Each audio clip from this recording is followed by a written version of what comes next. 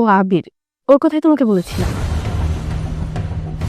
আমার যদি ক্ষমতা থাকতো না তাহলে এই টাকাটা আপনার কাছ থেকে নিতাম না, পুরোটাই দান করে দিতাম। ড্রাইভার হয়ে এত বড় বড় কথা বলবো না। অসভ্য ছেলে, একটা অসভ্য ড্রাইভারের কাছে আমি উঠেছিলাম। কি হয়েছে আম্মু, তুমি কিছু বলছো না যে? তা না, কিছু না।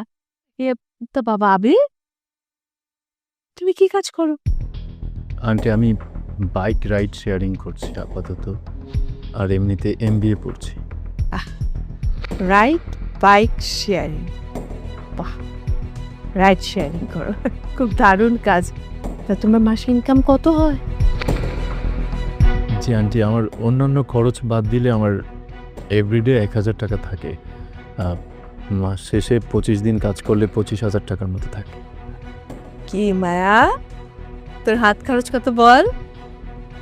আরে বলো না, আমার এই যে আদরের মেয়ে মায়া, ওকে প্রতিদিন আমার 25,000 টাকার উপরেই হাত খরচ দিতে হয়। হ্যাঁ, বুঝতে পারছো?